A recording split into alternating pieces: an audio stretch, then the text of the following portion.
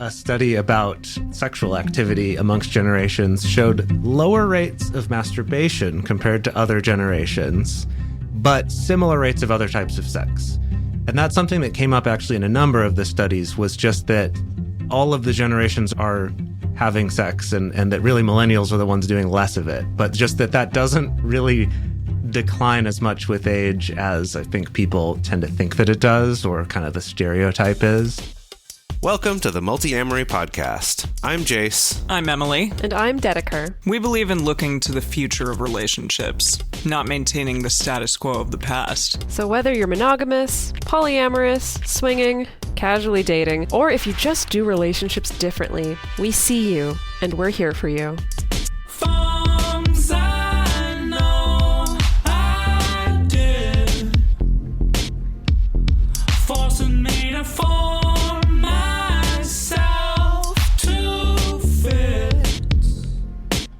On this episode of the Multiamory podcast, we're taking a look at age and how it affects relationships, sex, and dating. We're going to start off by talking about some generalized findings about how our age and the generation that we're part of tend to affect how we approach relationships. And then we're going to move into looking at age gaps in relationships, some challenges to look out for, and some ideas on how to approach those types of relationships in the healthiest possible way. So we, your hosts, we are the ages that we are, and we are the generation that we are. Unfortunately, I don't have any experience being any other. I mean, I guess I have experience being ages younger than my current age. I don't have any experience being older than my current age. I don't have any experience being a different generation of what I am. So all that to say, of course, we're limited in our experience as to what we can speak to. So we're going to be turning to some research in combination with our personal experiences, as well as the experience of our listeners, things that we've heard from people when we do workshops, working with clients, things like that. So I would love to get this whole age boat rolling out of the harbor by asking. Boat. That was cool. You might have mixed a couple metaphors there. Well, but I imagine like a riverboat. You know, it's got that big rolling kind of paddle. Mm-hmm. Yeah, like at Disneyland. Yeah. All on board the riverboat of age, everybody. Aren't we all, toot, toot. though? Aren't we all? We and are. Can't get we can't escape, can we? No, we never get off until we die. That's it. Okay. What ways do y'all identify with your generation? And are there ways that you don't? Yeah. Being millennials, all Yes. three of us. Yes. This one I always find interesting because I'm right near the cusp. I'm like within a year of the beginning. You're an elder millennial. I guess, of millennials to Gen X. And so I have found that for me, I do kind of see some similarities with Gen Xers that I think other younger millennials don't, even though I probably still identify more in the millennial category, I guess. What are the Gen X things that you think that you manifest being a cusper? You know what? That's the thing. It's honestly really hard to put my finger on what it is. But it's like one of the things that really defines Gen X, I think, is that they're the generation that I think of them as the generation who created computers. That's like not truly accurate, but that's the generation that kind of pioneered bringing computers into our homes and like making those a part of our lives. And that millennials, I feel like it's more like we all got computers as kids versus Gen Z, which is like you had a smartphone since you were one, right? Like in terms of how we relate to technology. And so I think just being on the older side of millennials, when I encountered computers, was maybe more similar to the way that Gen Xers did compared to millennials, you know, just by virtue of being a little older. And I don't know. I guess that's what comes to mind. I think I relate to when people often talk about the promise of getting older and having things and benchmarks in life. And I relate to the notion that millennials like kind of blew that out of the water and it doesn't exist for us exactly. It's not necessarily our fault, but kind of the product of the situation that we were born into in a lot of ways. And, you know, 9/11 and the crash of 2008 and all of those things. It's just we've had to like forge the river. I'm going back on that. Yeah, Okay, that so we're metaphor. not even on the steamboat. We're like in a little paddle Correct. canoe. Yeah, or like we're in Oregon Trail, which I find very much is a millennial game. That makes sense. Yeah. Oh yeah, all of the millennials were in a little canoe wearing our vintage camp t-shirts. Yes. Because that's like fun and ironic. Going to camp. Yeah. Yeah, boy. no. And I'm like in a gig economy so much. And I mean, look at the two of you. You don't even like have like an established place that you are at any given time. Like you can go and do anything you want. And that's like so different from the generation before us and our parents' generation. And it's just, we've very much created our own thing. So the fact that I'm 33 and yeah, I mean, I don't have kids. I live in an apartment with my boyfriend and that's it. And like we have cats, you know, it's very different. I have like multiple jobs to like keep my head afloat. So yeah. It's interesting that you bring up the gig economy and gig work thing because it brings to mind conversations that I've had with my aunt over the years, my aunt being a baby boomer, where and I've gone through many phases in my life. Pretty much never in my life have I had like a salaried job, a desk job, something where my paycheck was actually super regular. It's always been pretty much gig to gig to gig to gig or hourly work, you know, where it's very much dependent on what your hours are. And my aunt, so many times over the years, always expressing, I would say maybe a little bit of admiration where she's saying like, it's amazing that you can be so flexible. Like, I just don't think I ever have or ever could adjust to not being sure when the next paycheck would be or exactly how much it was going to be. And yeah.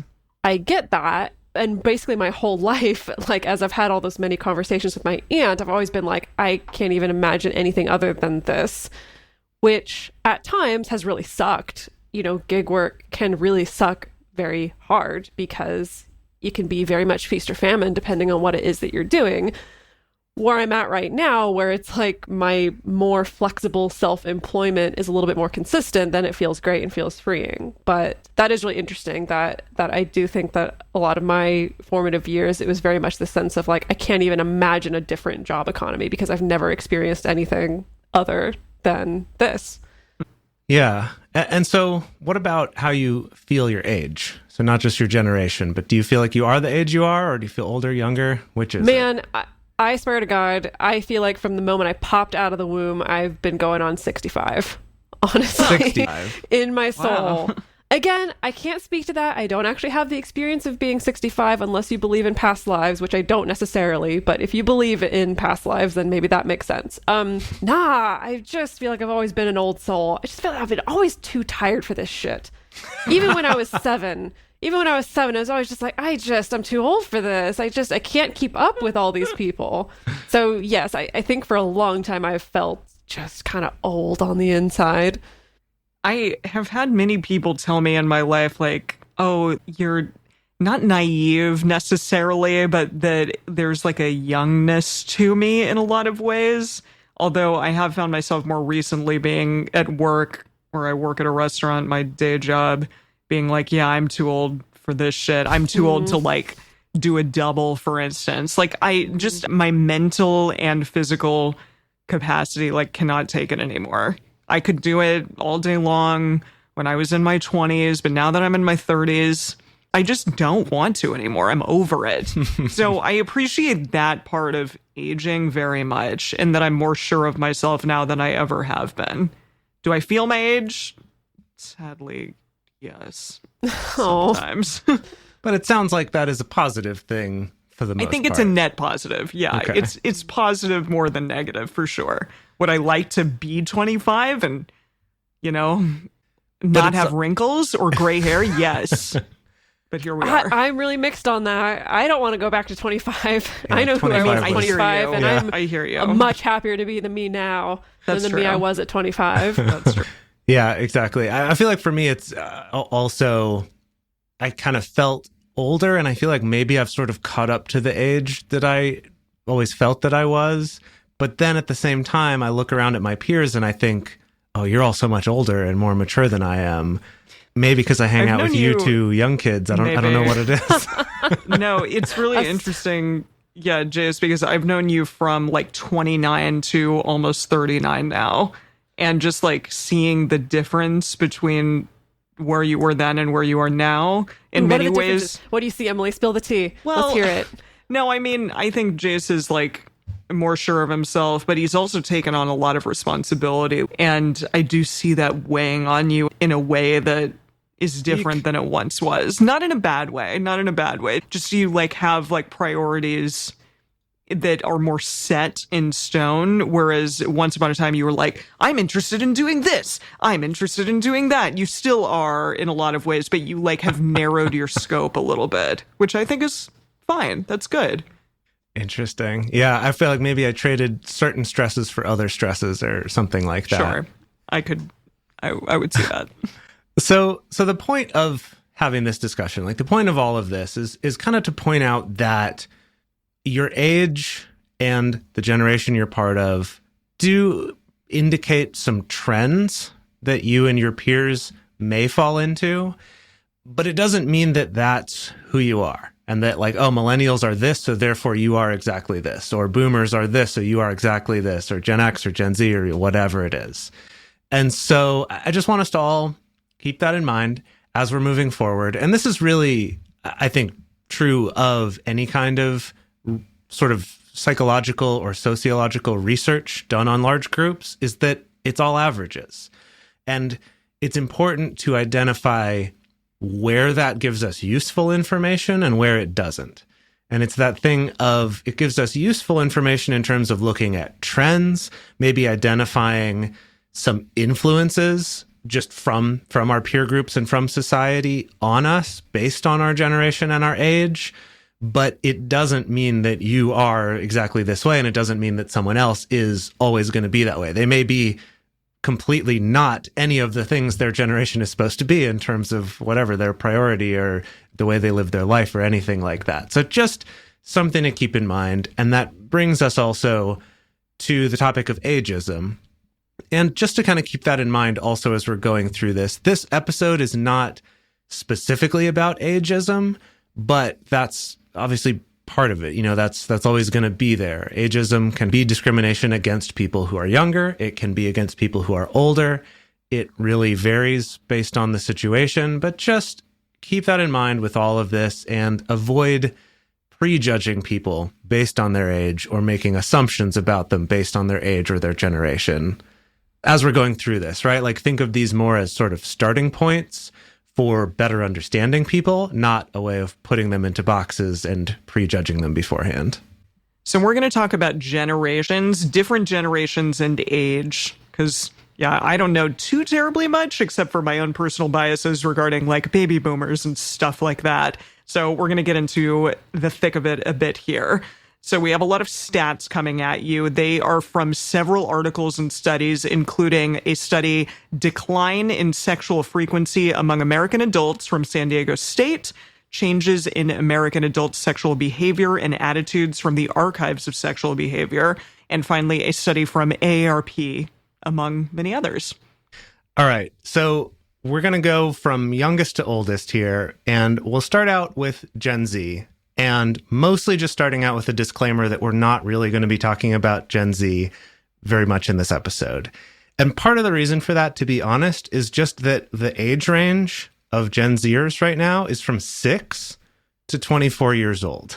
So the majority of that age group is underage, which just is not the demographic for this show and just like not in the dating scene, right? So it's just, we are a relationship podcast. So we are a little bit more focused on the adult groups. But just for you who are curious, Gen Z is from 1997 to either 2012 or 2015, around that. So roughly, like I said, 6 to 24 years old is kind of who falls into that age range.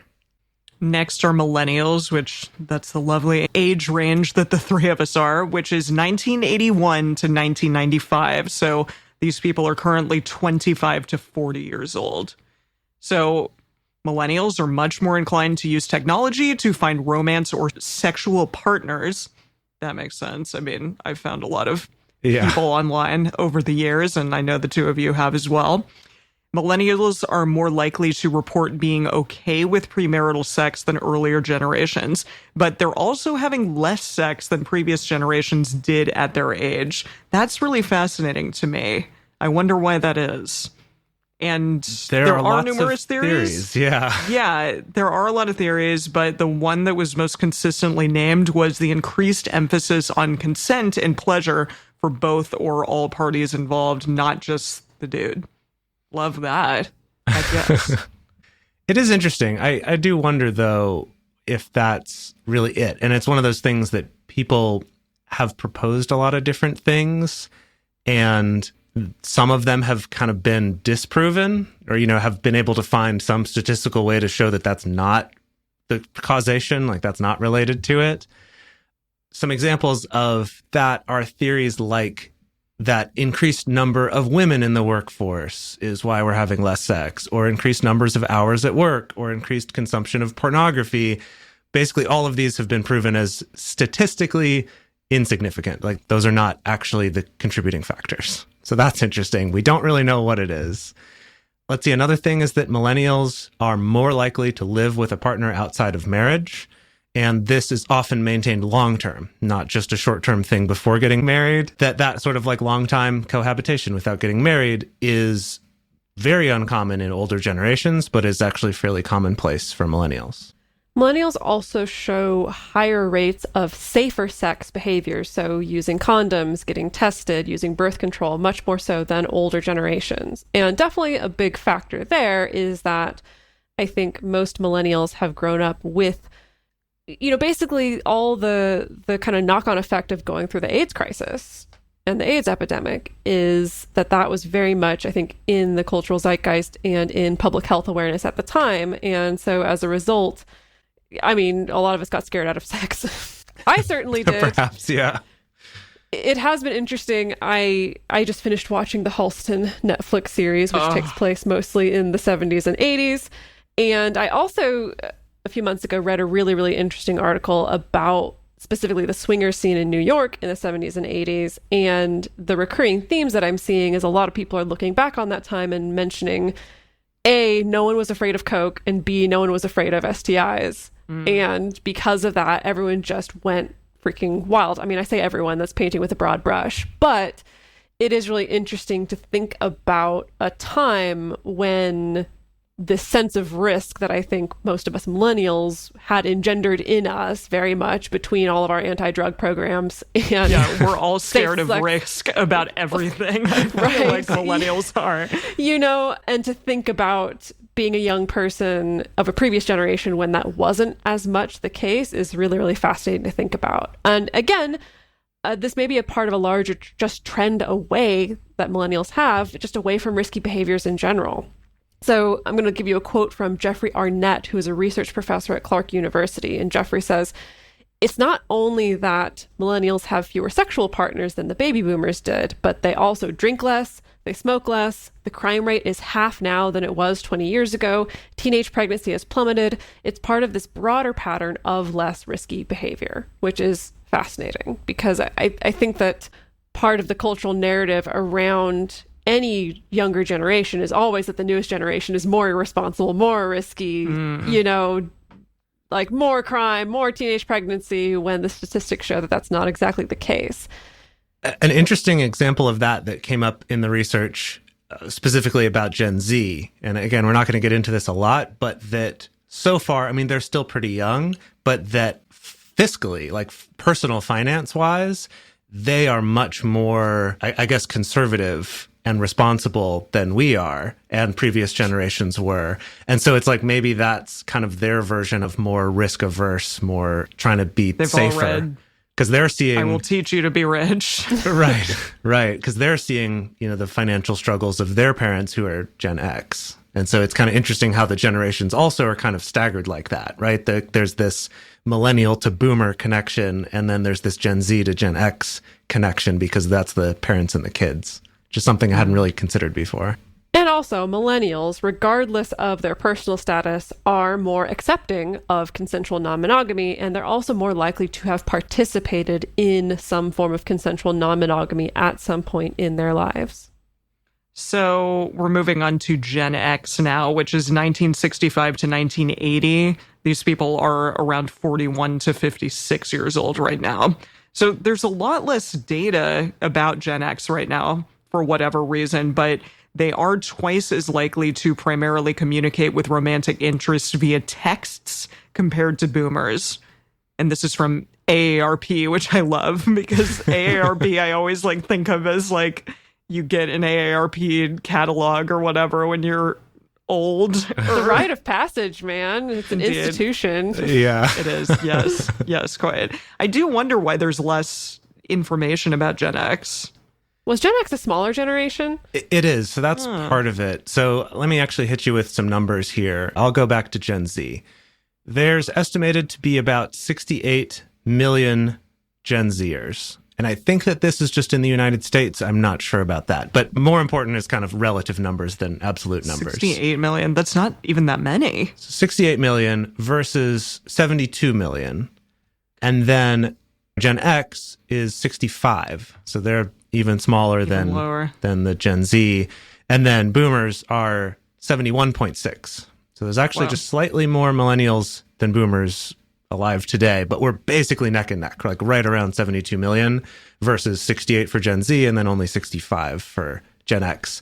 Gen X also, the time period is, I think, a little bit shorter than some of the other years. Yeah, that's not very long. Versus the boomers is an 18-year range, and millennials, I think, that one's really only a 15-year age range. So it's kind of, they vary. It's not a uniform amount of time for each one. So Gen X still reads newspapers, magazines, listens to the radio, and watches TV. About 165 hours worth of TV a month. Maybe I watch them. No, I don't think so. I don't think so at all. My See goodness. if you can total it up. Wow, yeah. I'm probably on my phone that much. That's for sure, but I don't know about TV. However, they're also digitally savvy and spend roughly 7 hours a week on Facebook, which is the highest of any generational cohort. Wow. That's interesting. It doesn't surprise me, though. Yeah, I think what's kind of the takeaway, though, with all of this in terms of how it relates to, relationships and dating as well is essentially just that much like what defines the identity of Generation X, which is being lost between two really big generations, is that they are kind of the middle ground between the two, where they're a lot more comfortable and a lot more technically savvy than boomers are, but not as much as millennials, right? And they're more likely to use something like Facebook and have one social media account versus millennials who are likely to have several different social media accounts on different platforms, still reading newspapers and magazines and watching real TV. I think that's the part here. It's actual TV and not Netflix, that they're still consuming more actual TV. So it is kind of this bridge between the two other generations. So that is something I didn't know actual TV still existed. I know. My mom still watches actual TV. Isn't that outlawed? Isn't that illegal? Yeah. Yeah. It's pretty amazing. My parents have a setup for being able to stream actual TV, with all the ads and all the actual TV stuff, but it's still through the Amazon Fire Stick. So it's, they just need to have that live TV experience. Yeah. Okay. Let's move on to our last generation for this section, which is boomers. Boomies, as Emily likes to say. So this goes from 1946 to 1964. Boomers today are between 57 and 75 years old. So of the generations, unsurprisingly, they're the least likely to use technology to meet someone, for dating. They prefer to meet through friends or chance meetings, things like that. Maybe this is an area where I also kind of identify with Gen X too, again, kind of being the middle ground when it comes to the online dating versus meeting in person and leaning toward that more. I don't know. Anyway, also, this I thought was interesting is one of the studies talked about boomers being less focused on marriage than Gen X.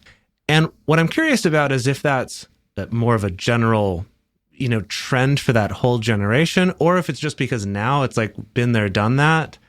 don't care anymore, or if it is more because boomers were also like the free love generation. And so maybe that had an influence on the way they approached marriage that then the Gen Xers kind of swung back. I'm not sure. That's an interesting thing to look at.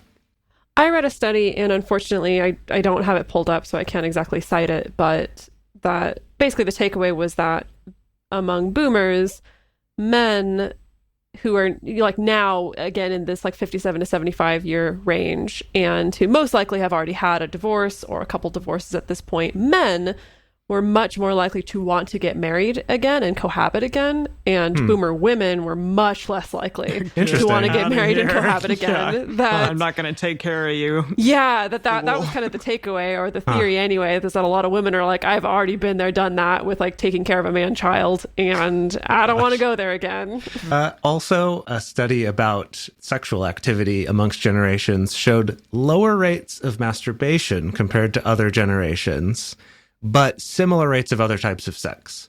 And that's something that came up actually in a number of the studies, was just that all of the generations are having sex, and that really millennials are the ones doing less of it. But just that doesn't really decline as much with age as I think people tend to think that it does, or kind of the stereotype is. So that was interesting that came up a lot in these. However, the number of individuals who report actively dating does decrease with age within the boomers group, which makes sense if you think about from 57 to 75 years old, that's a pretty big age range, and that coincides with like retirement. Like they're kind of bridging that gap right now. And so that kind of makes sense that might be declining with that. However, a study of gay men, or men who have sex with men, showed essentially no decline at all in like the number of sexual partners and the types of sex across all of the generations. So it really, again, like they're still having sex, but maybe dating might be decreasing a little bit. Maybe it's all just hookups as you get older. Yeah, speaking of hookups, boomers are less likely to practice safer sex, and some studies have shown concerns about high rates of STIs in middle-aged and older adults, particularly in the swinger community. And also, this reminds me of this episode of The Daily that was talking about retirement communities in Florida and how they've just like had massive, amounts of STI resurgences come out now and then, there. Exactly. So that is really fascinating. Everyone's just like getting down in those retirement communities. When asked if committed couples should be monogamous, 85% of boomers versus 63% of millennials stated that they should be. So even though everyone's having sex, they still think that people should be monogamous. Okay. Well, committed, tied to the idea of commitment. I see. Okay. Yeah, I think that's the question nice of like, what is commitment? It is monogamy, or is it not necessarily? I think that's kind of the question, again, just sort of as a trend. And I think this is relevant when we think about dating. If you are non-monogamous and you're a boomer or wanting to date boomers, that just kind of realizing that societally and socially, there may be less acceptance of that, and potentially more pressure to stay, in the closet about that, or to be less public about it, or to be more private in dating profiles or in approaching people or things like that. So I think that's kind of why that's relevant and useful to sort of be aware of, that can be an extra challenge. So with all of these numbers, the actual amounts of non-monogamous people are likely much higher than are reported. So people aren't necessarily saying that they're non-monogamous or have been in non-monogamous relationships, even though they probably are or have been. Yeah, there was one statistic that was just a little hard to put into a nice soundbite, that was talking about in retirement homes, kind of the number of people putting like other for their type of relationship as sort of this secret, exactly. Maybe, that's what I'm saying. Yeah. I think this was an article on NPR that I read a long time ago. I'm sorry I didn't come more prepared to this episode so I could cite my sources. You just have to trust me. You have to trust me. But yeah, it was about this public health official who was going around kind of doing workshops and giving presentations specifically about sex in retirement communities and in retirement homes. And she was talking about how, of course, there's a problem because there's this big denial that older people have sex or want to have sex. And she shared this story of showing up to this convention. Basically, it was a convention of different people who are managing retirement homes and nursing homes and things like that. And she started out her talk asking, so how many of you out there know that like there's sex happening in your retirement homes? And the only people who raised their hands and were honest were like 3 nuns who like ran a Catholic retirement home. They had to tell the truth. They had to tell the truth, which I thought was pretty funny. That's hysterical. That's wow. funny. Yeah. We're going to be transitioning into talking about age gaps and age differences in relationships. But first, we're going to take a quick break to talk about the sponsors for this week's episode. And we're back. Let's talk about age gaps in relationships. Whew. What you got? What's the biggest age gap you've had? Oh, 11 years? 11 for me too. Huh. Oh, both of you are 11 years? Yeah, not with Wild. each other. We're only 6 years apart. No, but I know. But okay, was it with someone 11 years older than you, younger than Older. you? Older. What's... Yeah. Well, I'm curious because I think there's kind of 2 different metrics here. So 11 years is like your biggest gap with someone who's older than you. What about your biggest gap with someone younger than you? Probably 5 or 5? maybe I 6 think. or 7. Okay, gosh. Yeah. Y'all have a much bigger range than I do. Oh, Really? What's wow. yours? What's your max and min? I think my max and Your min. min-max, yeah. With someone younger than me, probably a max of maybe 4 years, 3 or 4 years. And older than me, yeah, maybe 8 or 9, I would say. I guess I date within a smaller window. Now, Yeah, age guess ranges that so. I've been attracted to, and I'm not going to talk about being attracted to people significantly younger than me because that's a little gross. I'm going to talk about being attracted to people significantly older than me. I've had a very wide range up there, surprising even to myself. Got it. I'm assuming we're just talking about Sean Connery, right? Well, yes. He's like, but when I not think of that kind of like much I was older thinking man. No, mean, not just you celebrities though. Oh, I mean, okay. also in real life. Okay. Like actually, a few years ago, I was taking a dance class. I was taking a 5 Rhythms dance class that I frequented often, and yeah, there was a man in that class. I'd probably put him in his late 60s, early 70s, actually. And we danced together a few times, and I actually was really surprised. Like, wow, this guy's actually really attractive. You know, I like actually found it quite compelling. I didn't act on it necessarily, but I did surprise myself. Where I was like, that's cool. I'm into that. Why not? Yeah. Humans are great. Yeah, they are. So what was funny in putting this section of the episode together and trying to just kind of come up with a quick list of what are some of the challenges that can come up with relationships where there's a bigger age gap, and then also what are some of the potential benefits of that. And they ended up being essentially the same list, which was really interesting. And it's essentially that these differences that come up like can be a pro or a con. Maybe both. I would actually argue probably a lot of times both, that some of the differences can also be the benefit as well as something that can be a challenge. So we'll go into all of these in more depth, but just to kind of give you a general sense of what we're talking about here, it's things like potentially having very different cultural touch points and maybe not understanding each other's cultural references. Could be very different preferences in terms of things like movies and music or Netflix versus real TV. Maybe being in different phases in your life in terms of there's different priorities, different focuses. Potentially a power imbalance or a privilege imbalance. And that's not unique to age, but that's just another area where that can show up.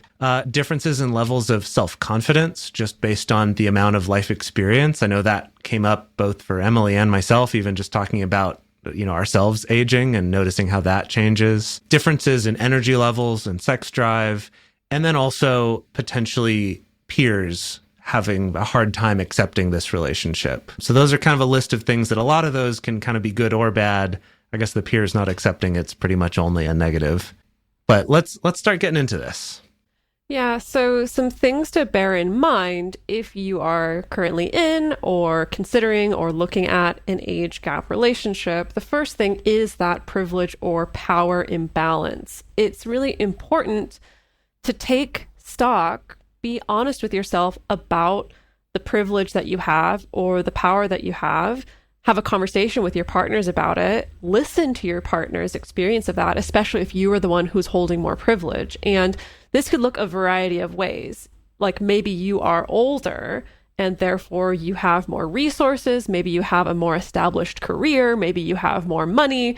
Maybe you have more connections potentially. And so that puts you in a position of having more power than maybe your younger partner who is in a different phase of life and doesn't have those things or isn't pursuing those things in the same way. Or you could be in a position where you're younger and maybe because of ageism in the particular community that you move in, your older partner is actually a little bit disadvantaged in certain situations. There's probably not necessarily going to be a one-stop shop across the board, painting with a broad brush sense of like always one person has the power and one person doesn't. But it is really important to examine that and assess that and have some honest conversations about that. We really recommend, if you just Google the wheel of power or the wheel of privilege, there's an illustrator, Sylvia Duckworth, who made this really, really fascinating wheel so that you can look at things like my citizenship, my gender, my sexuality, my age, my body size, my wealth, to have a sense of just where you fall. And again, this isn't necessarily a hierarchical thing. It's a little bit more of a web and a little bit more of a spectrum. And if you are in an age gap relationship and you're finding a particular area where you're the one with less privilege, you can lovingly talk about that. You can lovingly talk to someone about them having more privilege than you do. It is possible to love someone, be compassionate for them, and also hold them accountable, or also point things out to them at the same time that maybe they wouldn't be aware of because they have more privilege. Yeah, I think maybe it goes with kind of the privilege that comes with being older, of maybe this assumption that like, well, you're just wiser. It's like, well, no, don't let yourself, I guess, hide in the background or think like, oh, I'm old and irrelevant, so I can't, whichever it is, speak up, right? Like make sure that your partner hears that from you, because if they care about you, they don't want to be, hurting you that way.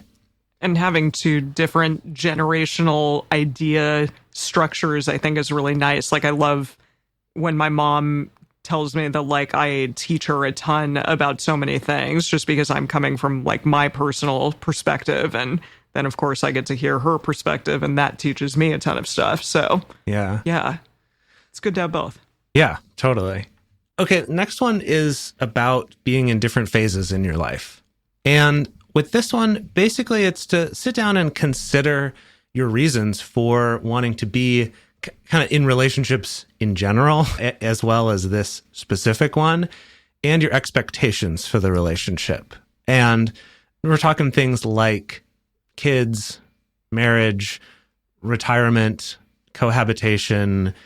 I mean, if you're less relationship escalatory, it may not quite be so much of a like this, then this. But there's still things to consider of like, well, I would really like to find someone to live with, versus someone else might be like, I never want to live with someone again. And to have those conversations up front, be clear. Maybe you don't need to rush to those on the first date.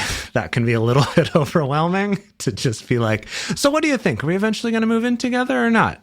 But be aware of these and have those conversations as you go on. So some things to consider is just more general questions, not just of like, do you want to have kids together someday, but just, do you ever want to have children? Or do you ever want to have more children if they already have children? How soon? When do you imagine that happening in your life? I remember with my experience dating someone who was 11 years older than me. At the time, I was in my 20s and she was in her 30s. And for her, there was kind of this thing of, I might like to have more kids, but that's going to be fairly soon. And for me, it was like, that's not something I'm ready to do yet. And so that was something that we did luckily talk about that kind of earlier on. And so that was kind of a conversation that we could have rather than it being something that just sits in the background or leads to frustration. Another question is like, do you want to live with a partner? What are your life goals for the next 10 years? I know that sounds like such a school guidance counselor kind of question, but if you think about it kind of more generally of like, what is your goal in the next 10 years? Because the goal of, well, I want to finish school and go to grad school and get a PhD is a very different set of priorities than I want to, be settling down and buy a house and have kids, or I want to be sure that my retirement's in place so that I can retire and not be stressed about money, right? Like there's very different life goals. And so asking that might be helpful. I think this is something that the three of us don't think about or talk about very often because this is not the season of life that we are in, but there is the season of life of I need care, because of aging, injury, illness, chronic illness potentially, or literally just getting old, that you can be heading into that particular season of life of needing a partner or multiple partners potentially that are willing to provide care as well. Yeah, absolutely. And another thing to keep in mind is non-monogamy and polyamory can also change this. Specifically when it comes to life goals, that if someone has a different life goal than you don't necessarily have to be the only person who could fulfill that with them, right? Say if it's about kids, one of you could have a partner where you are interested in having kids and the other one doesn't need to necessarily, or things like cohabiting or whatever.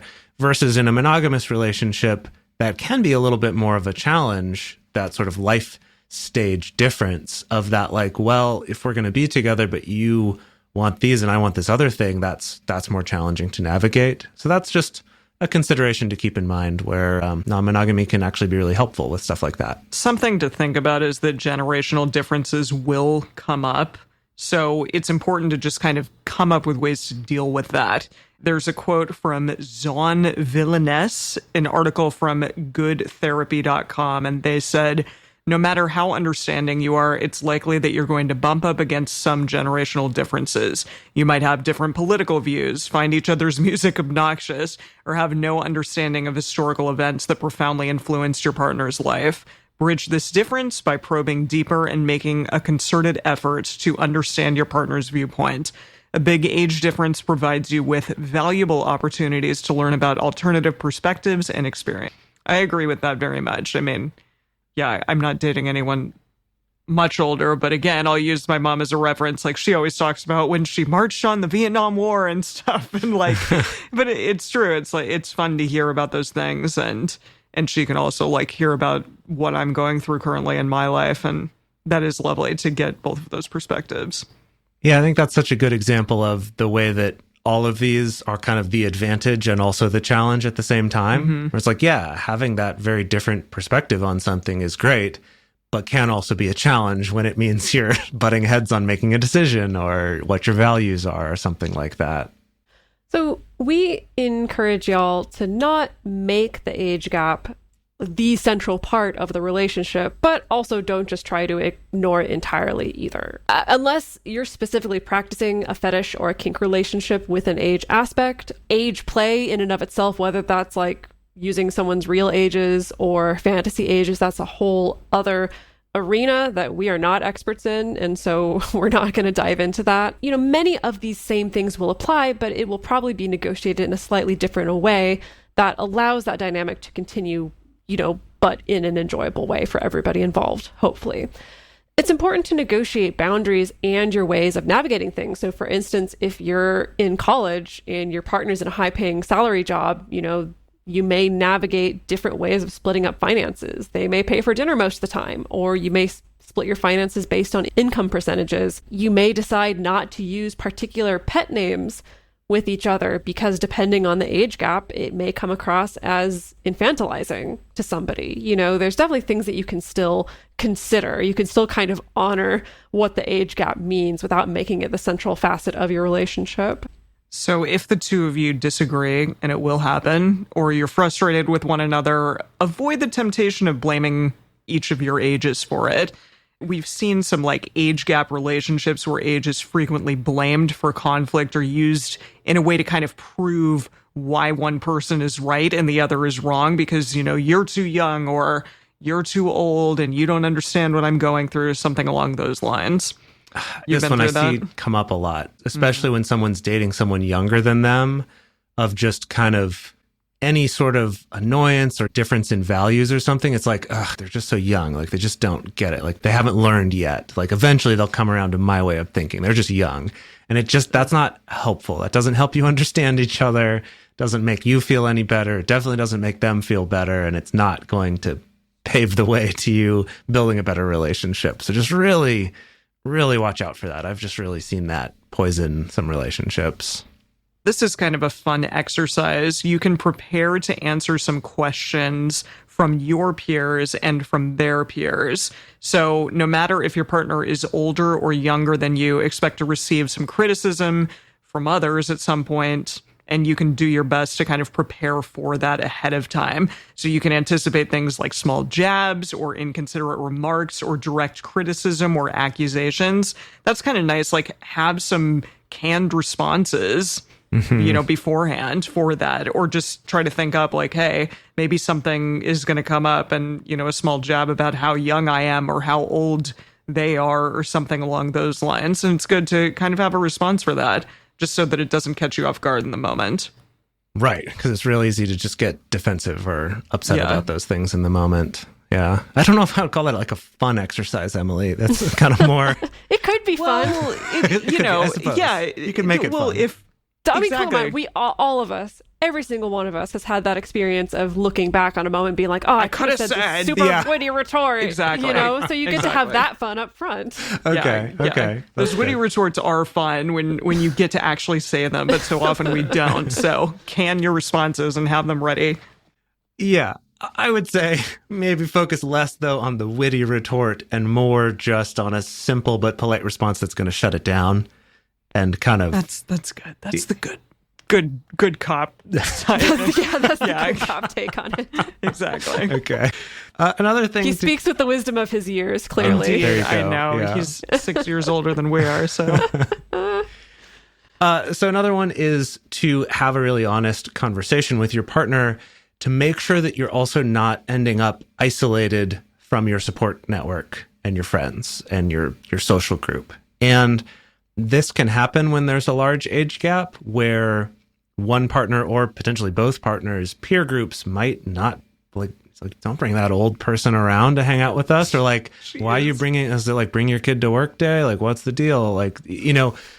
These are the kinds of jabs now. Yeah, Jeez. Right. These are the types of jabs to prepare for. But seriously though, this can be really negative where both of you just end up totally isolated, where it's like, well, we can't hang out with any of our friends anymore, or where one person kind of loses access to their peer group because the peer group doesn't want their partner around. And so you end up just hanging out with one person's other, friends and acquaintances and things. And that's not a great situation to be in either. So it's just something to really be aware of and to make sure that you're not ending up in a situation where one or both of you is kind of being isolated from your other network. And we talk about on this show in general, but just don't always assume that if I'm going to be social, it has to be with my partner. That you can also have some separate social lives as well. Just something to keep in mind. And I think that should be an ongoing conversation. Which brings us to our last hot tip. And this is the hottest tip of all of them. Just do a freaking radar. Go listen to our radar episode and do a radar. Having that intentional space, like once a month to do a check-in or however often you want to do it, is really useful because it helps you do that thing of acknowledging these, checking in on them, adapting and changing as things go. So maybe you didn't worry about being called baby before, but then after a while it starts to feel like, I feel like you're calling me baby, like it feels weird now. It gives you a chance to talk about those things and evolve as they come up without having to just constantly be talking about them, which helps to go back to what we said before about not making age the focal point of the relationship, but also not ignoring it. So having that container of radar can be a really good way to do that. Wow. This has been quite a journey through the years. Through the many ages and many generations. Yes. So we're going to go on and record a bonus episode for our patrons where we're going to be talking about the whole half your age plus 7 years rule. Y'all are familiar with that one, right? No. Oh, really? Supposedly the rule is to calculate the youngest below your age that you should, quote, should date is half your age plus 7. And the idea is that kind of as you get older, the amount younger than you increases. And similarly, like the inverse of it, which is to subtract 7 from your age and multiply it by 2 to figure out kind of the oldest range is the corollary of it. Anyway, we're going to look at this in a lot more detail in our bonus episode, as well as some studies talking about it. So that's going to be fun. The Dedeker's sitting there thinking through the math, trying to I know. I calculate. need Yeah, to have to do the pull out my napkin math real calculator quick. here. So we'll do all that in the bonus episode. We hope that you will become a patron and join us for that. We would also love to hear from you. What's the largest age gap that you've ever had in a relationship? Post that on our Instagram, where we'll be posting that question. And the best place to share your thoughts with other listeners is on this episode's discussion thread in our private Facebook group or our Discord chat. You can get access to both of these groups and join our exclusive community by going to patreon.com/multiamory. In addition, you can share with us publicly on Twitter, Facebook, or Instagram. Multiamory is created and produced by Dedeker, Winston, Emily Matlack, and me, Jase Lindgren. Our episodes are edited by Mauricio Balvanera. Our social media wizard is Will McMillan. Our production assistants are Rachel Shennework and Carson Collins. Our research assistant for this episode is M. Mays. Our theme song is Forms I Know I Did by Josh and Anand from the Fractal Cave EP. The full transcript is available on this episode's page on multiamory.com.